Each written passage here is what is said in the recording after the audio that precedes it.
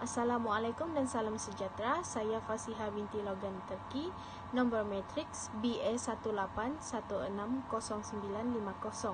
Video ini adalah video pembentangan untuk memenuhi syarat pemerkahan bagi kursus AJ30303 Sejarah Asia Tenggara Kebangkitan Islam. Tugasan ini adalah tugasan berkumpulan dan kami merupakan daripada kumpulan nombor 6. Oleh itu, kami akan menerangkan tentang dasar British terhadap agama Islam ataupun masyarakat Islam di Tanah Melayu dan juga signifikannya terhadap kebangkitan Islam di Tanah Melayu. Secara pengenalannya, agama Islam ini merupakan agama yang telah lama bertapak di Tanah Melayu pada zaman dahulu lagi. Hal ini apabila ia dibawa masuk ke Tanah Melayu melalui pedagang-pedagang Arab. Kedudukan Tanah Melayu di Lautan Selat Melaka membawa kepada kepesatan ekonomi di Tanah Melayu. Hal ini menyebabkan banyak pedagang-pedagang datang di Tanah Melayu pada masa itu. Banyak kuasa-kuasa luar menjajah Tanah Melayu, contohnya adalah British. British telah menjajah Tanah Melayu untuk kepentingan mereka tersendiri, terutamanya dari segi ekonomi di Tanah Melayu. Pada mulanya, British menyatakan bahawa mereka tidak akan menyentuh berkaitan dengan agama dan juga adat istiadat di Tanah Melayu. Namun begitu, lama-kelamaan mereka mencabuli agama dan juga adat istiadat, menyebabkan banyak rakyat-rakyat dan masyarakat-masyarakat Melayu pada masa itu mula berdiri untuk menegakkan agama. Oleh itu, perubahan yang telah dibawa oleh British telah menyebabkan rasa tidak senang hati oleh masyarakat Melayu, menyebabkan mereka bangkit untuk menegakkan agama Islam dan juga adat istiadat mereka. Terdapat beberapa faktor yang membawa kepada kebangkitan Islam di Tanah Melayu dan juga signifikannya terhadap agama Islam di Tanah Melayu. Assalamualaikum, nama saya Siti Dul Salim binti Zaliwar. Saya akan membentangkan dasar British terhadap agama Islam dari segi adat istiadat. Kedatangan British di Tanah Melayu telah berusaha untuk mengubah dan menghasut pemikiran orang-orang Melayu. Di sini British telah menghasut anak raja, terutamanya bakal pengganti raja, berkaitan dengan corak Inggris Kristian agar dapat menundukkan orang-orang Melayu di bawah perancangan penjajahan salib. Kedatangan British ini telah memperkenalkan sistem pentadbiran sekuler, di mana terdapat cara yang tidak mungkin ditemukan antara agama dan politik. Dalam perjanjian Frankfurt pada tahun 1874 yang menegaskan semua urusan pentadbiran akan diserahkan kepada Presiden British kecuali soal-soal agama yang disempitkan maknanya dan adat istiadat Melayu, sehingga mendorong kepada pemisahan agama dan Kristian. Segala urusan pentadbiran negara yang dijalankan di Tanah Melayu berdasarkan nasihat British. Bagi orang Melayu, adat istiadat penduduk Melayu ini merangkumi segala cara hidup yang meliputi aspek politik, perdagangan, ekonomi, dan kebudayaan. Oleh itu, pengasingan terhadap unsur keagamaan dan kenegaraan tidak sepatutnya dilakukan di Tanah Melayu. Hal ini menunjukkan bahawa British telah percaya mengubah wajah Islam di Tanah Melayu dalam pentadbiran dengan memperkenalkan sistem pentadbiran serta undang-undang sekuler. Undang-undang British ini telah mengenepikan sebagian besar undang-undang Islam kerana lebih mementingkan keduniaan yang berkaitan dengan agama Islam. Campur tangan British dalam awal pentadbiran di Tanah Melayu juga diikuti dengan pengenalan dasar-dasar seperti sistem residen dan dasar pecah dan perintah yang telah memperlihatkan penguasaan British terhadap politik. Menurut al-atas, dasar-dasar pentadbiran yang diperkenalkan oleh British sebagai dasar bersifat Islamization kerana meminggirkan peranan dan kepentingan Islam. Sifat ini bertujuan untuk menjarakkan dan memutuskan masyarakat Melayu daripada semangat dan tradisi Islam. Assalamualaikum dan salam sejahtera. Nama saya Nur Syafika Wazira binti Adam. Yang seterusnya kita akan mengupas dari segi aspek sosial yang merujuk kepada sistem pendidikan di Tanah Melayu.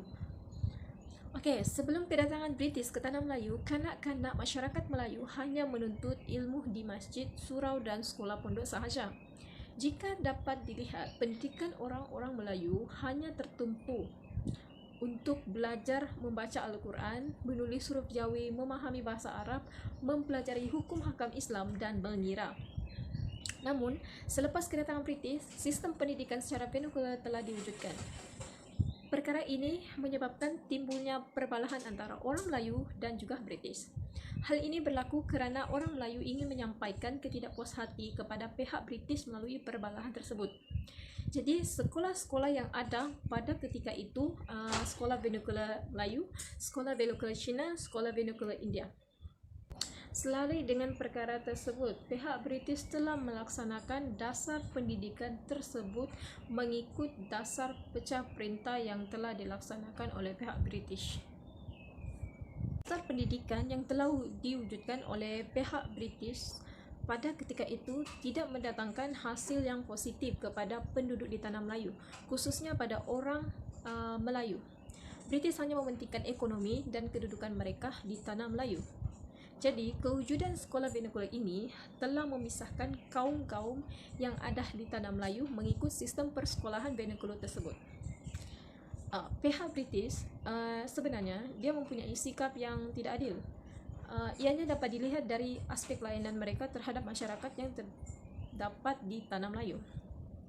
Okey, sebagai contoh, sekolah vernakular Melayu hanya wujud untuk pendidikan sekolah rendah sahaja dan kelulusan untuk sekolah vernakular Melayu hanyalah sekadar memenuhi keperluan tenaga manusia yang dikategorikan sebagai golongan yang paling rendah. Untuk menghadapi cabaran itu, perlu ditekankan bahawa bagaimana pihak Barat telah mengabaikan peranan agama Islam yang sudah lama bertapak sebelum kedatangan mereka. Jadi, di Tanah Melayu, penggunaan model pembangunan Barat oleh pihak British dilihat sedikit sebanyak telah berjaya. Walaupun pada masa yang sama, dia mempunyai percanggahan dan pertikaian, khususnya oleh orang Melayu, yang berlaku di antara permodenan yang dibuat yang bersifat sekular dan kepentingan Islam itu sendiri. Jadi, pelbagai cara yang telah dibuat agar Islam tidak sewenang-wenangnya dibuang ataupun dilupakan kerana masyarakat Melayu berpegang teguh dengan ajaran yang telah dibawa oleh Islam. Melalui perbincangan tersebut, kita dapat melihat bagaimana perbalahan itu terjadi, di mana perbalahan tersebut antara British dan juga orang Melayu. British dia telah melakukan perubahan dari aspek pendidikan dan sedikit sebanyak dia telah mengubah konsep Islam dalam masyarakat Melayu itu sendiri. Dan salam sejahtera. Saya Nurul Hikmah binti Indili dengan nomor matriks BA 181100302. Seterusnya saya akan membentangkan tentang signifikan dasar British terhadap kebangkitan Islam di Tanah Melayu dalam isi kesedaran tentang agama Islam. Secara umumnya, British adalah satu kuasa penjajah yang begitu lama menjajah di Tanah Melayu. Namun di awal penjajahan mereka ini, British tidak mencampuri isu ataupun hal-hal yang berkaitan tentang agama Islam dan juga adat istiadat Melayu. Kerana pada awal itu, mereka berfikir bahawa agama dan juga adat istiadat ini tidak akan mengancam sistem pentadbiran yang mereka jalankan.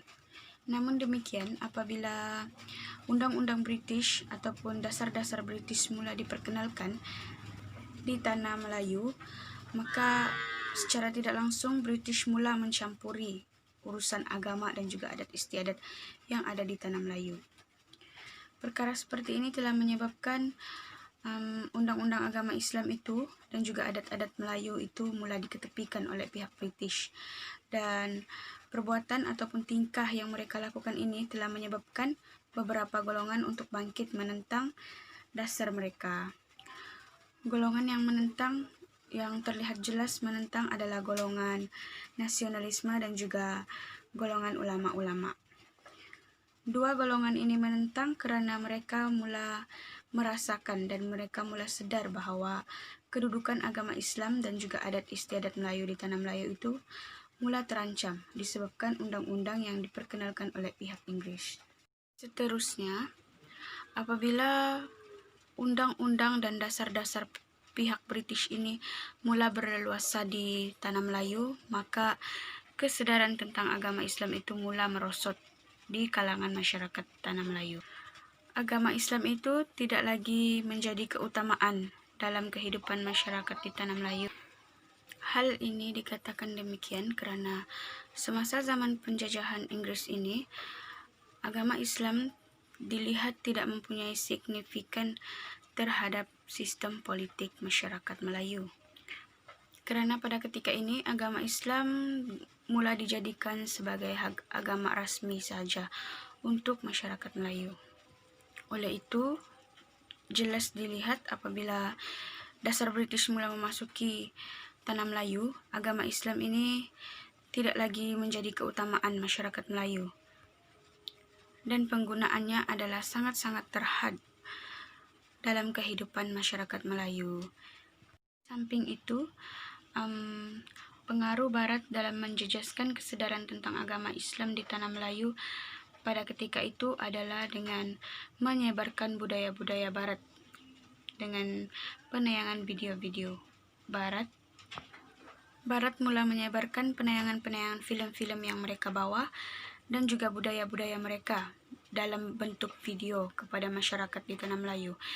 Dan perkara ini mendapat sambutan yang begitu menggalakkan dalam masyarakat Melayu, menyebabkan kesadaran mereka tentang agama Islam itu semakin lama semakin nipis dan juga merosot. Masyarakat Islam di tanah Melayu pada ketika itu, khususnya golongan muda, mula menyambut budaya-budaya Barat ini dan mereka mula melupakan ibadah yang sepatutnya mereka jalankan mengikut ajaran Islam. Mereka lebih kepada budaya Barat. Nilai-nilai kehidupan Barat mula menyebar dalam kalangan golongan muda di tanah Melayu dan menyebabkan golongan tua mula menentang, namun tidak diambil tahu oleh masyarakat muda pada ketika itu. Dan kesadaran tentang agama Islam semakin lama semakin merosot. Oleh itu, dalam isi kesadaran tentang agama ini dapat kita lihat dengan jelas dua signifikan dasar British dalam kebangkitan Islam di tanah Melayu, yaitu yang pertama ialah kesadaran tentang agama Islam itu mula jatuh di tanah Melayu disebabkan oleh penerapan budaya-budaya Barat yang dilakukan oleh pihak Inggris melalui penyebaran film-film dan juga video-video budaya Barat kepada masyarakat tempatan. Signifikan yang kedua adalah dasar-dasar yang dilakukan oleh pihak British ini menjatuhkan sistem ekonomi masyarakat Melayu. Ini disebabkan mereka mula memonopoli kegiatan ekonomi penduduk di tanah Melayu dan menyebabkan ekonomi masyarakat Melayu pada ketika itu merosot, menyebabkan mereka terpaksa mengikut dasar-dasar yang dilakukan oleh British. Salam sejahtera, nama saya Lena Madari. Nombor metrik saya ialah BS1811035. Seterusnya saya akan membentangkan bahagian saya iaitu institusi ekonomi dan kesenian Islam.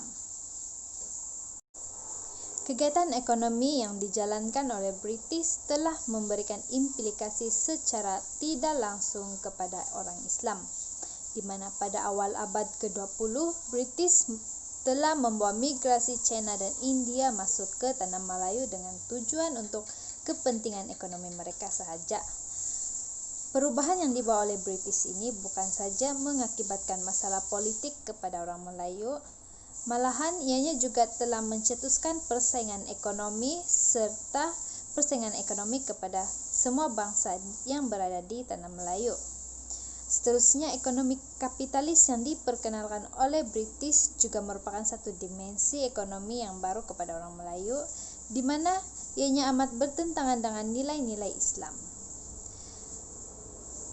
Kesadaran baru dalam masyarakat Islam telah timbul sehingga ke arah modernisasi, di mana sistem ekonomi Islam yang bersifat tauhid menyelesaikan masalah dalam ketidakseimbangan ekonomi, di mana peluang serta pembahagian kekayaan dibahagi dengan sama rata. Sistem ekonomi Islam membantu dalam menyelesaikan masalah jurang antara miskin dan kaya melalui pembahagian ekonomi yang sama taraf. Antara contoh dasar ekonomi yang berteraskan kepada keseimbangan adalah dasar ekonomi baru. Seterusnya, kebangkitan Islam di tanah Melayu juga telah menekankan identiti Islam dalam menghadapi cabaran dalam memelihara kepentingan tradisi mengikut hidup Islam, di mana ianya dapat dilihat melalui pertalian di atas kelas buruh dan kelas menengah serta pertembungan cara hidup masyarakat. Pada tahun 1980-an, institusi ekonomi yang Islamik telah menambah baik Pusat Islam dan Penubuhan Yayasan Dakwah Islam Malaysia Yadim untuk mengkoordinasikan aktiviti-aktiviti dakwah yang ada di Malaysia. Antara institusi ekonomi yang menjana ekonomi masyarakat Melayu adalah Baitul Mal, di mana ianya dikendalikan oleh Yayasan Pembangunan Ekonomi Islam Malaysia (YAPIM) dan menjadi badan ekonomi Islam yang pertama ditubuhkan di Malaysia. Seterusnya, ianya ditubuhkan pada tahun 1976 dan dirombak serta disusun semula oleh Tun Dr. Mahathir Mohamad pada tahun 1984. Seterusnya adalah Perbankan Islam yang diperbadankan sebagai sebuah syarikat berhad di bawah Akta Syarikat pada tahun 1983. Saya Adriana Binda Edwin, nombor metrik BA 181103770 dan pembentangan saya adalah sistem pemerintahan yang berasaskan agama Islam. Secara dasarnya Tanah Melayu telah menjalankan pemerintahan atau pentadbiran yang berasaskan agama Islam sejak dahulu lagi, bermula pada zaman kegemilangan Empayar Melaka lagi. Penyebaran agama Islam ini dilakukan melalui pedagang-pedagang yang datang dari luar seperti pedagang dari Arab. Undang-undang Islam sebelum kedatangan penjajah adalah seperti Undang-Undang Melaka dan Hukum Kanun Melaka yang diperkenalkan dan diterima pakai sebagai asas pentadbiran di Melaka pada ketika itu.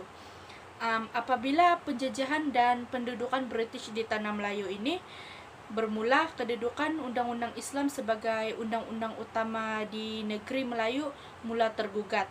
Perkara ini dapat dilihat apabila Inggris telah menakluk Pulau Pinang dan mengubal satu undang-undang mereka yang dikenali sebagai Piagam Keadilan 1807, lalu menguatkuasakan undang-undang British tersebut. Apabila undang-undang British telah digunapakai dalam pentadbiran, ini menyebabkan undang-undang Islam semakin lama semakin terhakis di Tanah Melayu. Hal ini menyebabkan satu protes atau penentangan masyarakat Melayu serta para pemimpin kepada dasar yang diperkenalkan oleh British yang mengubah kepada bentuk pemerintahan asal kepada dasar British tersebut.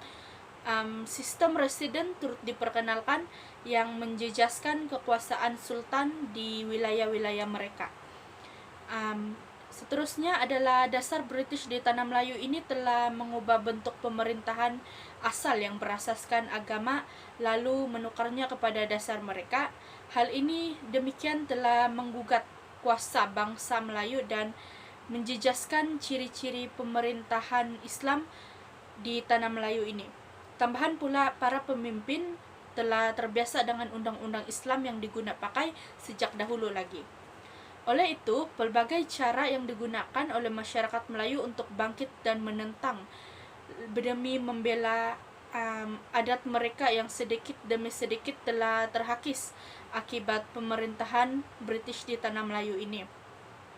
Lalu bangkitlah perjuangan pemimpin Islam di Tanah Melayu untuk melaksanakan satu sistem ciri pemerintahan yang berasaskan agama Islam seperti ahli-ahli undang-undang berminat untuk mendalami undang-undang Islam dan kesadaran Islam di kalangan cendekiawan Melayu dan para pelajar Islam di universiti antara luar dan dalam. Secara keseluruhannya, sistem pentadbiran yang berasaskan agama Islam di Tanah Melayu ini telah mengalami suatu bentuk perubahan daripada dasar undang-undang British yang diperkenalkan dan menyebabkan kebangkitan Islam untuk membela pentadbiran mengikut undang-undang Islam di Tanah Melayu ini. Sekian dan terima kasih. Sebagai kesimpulannya, kita ketahui bahawa kelicikan daripada dasar British itu telah membawa kepada satu kebangkitan Islam oleh masyarakat Melayu di Tanah Melayu pada masa itu. Apa yang kita dapat lihat daripada dasar yang dilakukan oleh British ini adalah satu dasar yang membawa kepada kesan yang besar kepada masyarakat Melayu sehingga mereka bangkit untuk agama mereka.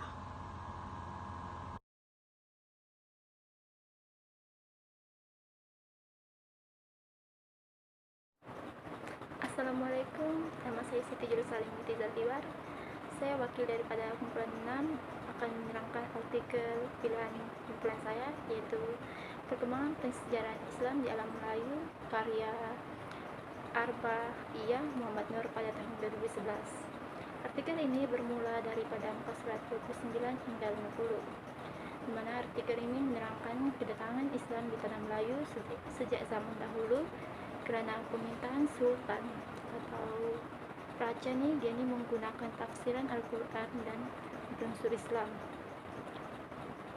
Di sini Al-Quran telah menjadi pegangan masyarakat Melayu terdahulu untuk dijadikan panduan atau pedoman hidup. Oleh itu, artikel ini telah membincangkan pertapakan Islam yang sudah lama di alam Melayu, membawa kepada sejarah penyebaran dan perluasan agama Islam yang dilakukan oleh para ulama. Di sini saya dan sekumpulan telah mengulas berkaitan isi atau penyampaian artikel sehingga memberi kekuatan atau kelemahan dan menganalisis artikel tersebut.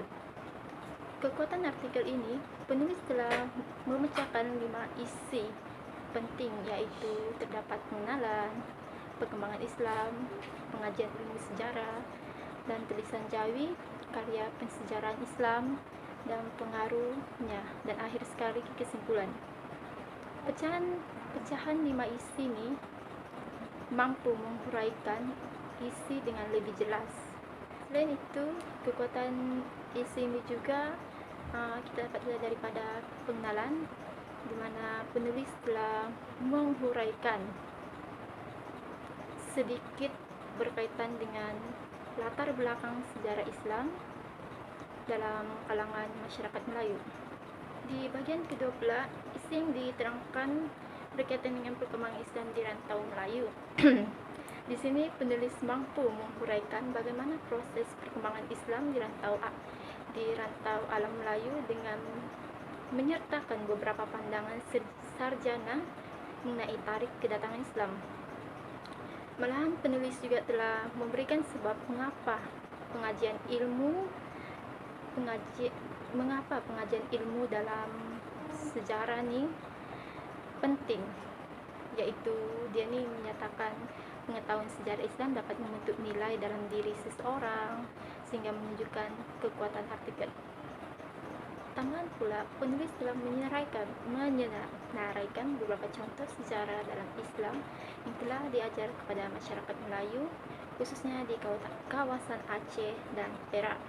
Kekuatan yang keempat adalah menjelaskan dengan teliti mengenai penulisan sejarah Islam. Dengan penulisan yang teliti ini, ia dapat memberikan pahaman yang mendalam kepada pembaca mengenai artikel ini. Akhir sekali, penulis telah menerangkan secara keseluruhan berkaitan dengan sejarah perkembangan Islam di alam Melayu. Secara keseluruhannya, kekuatan artikel ini, penulis telah memasukkan nota aki dalam setiap halaman sehingga mengukuhkan lagi fakta, dan penulis juga telah bersifat secara langsung dan terperinci dengan menggunakan perkataan yang mudah dipahami kepada para pembaca. Selain memiliki kekuatan, artikel ini juga memiliki kelemahan. Antaranya adalah dari segi sasaran pembaca, di mana artikel ini hanya ditujukan kepada pihak atau individu yang berada dalam bidang pengajian sejarah Islam saja. Selain itu, tidak memberi cadangan yang sesuai dalam menyelesaikan masalah untuk menyelesaikan masalah yang dihadapi, dan seterusnya penulis juga tidak memberi hujah yang jelas untuk menyokong fakta dalam artikel ini. Sepatutnya penulis turut memberi pandangan beberapa tokoh bagi menyokong setiap hujah yang ingin disampaikan dalam artikel ini.